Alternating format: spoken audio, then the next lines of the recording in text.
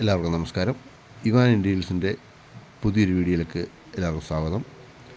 Tripunithura K മാളിലുള്ള ഒരു restaurant അവർക്കാണ് കാണിക്കുന്നത്.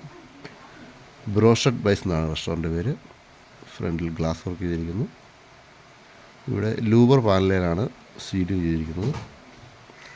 ഹാഫ് ലൂബർ പാനലും ഹാഫ് ജിപ്സം വർക്കുമാണ്.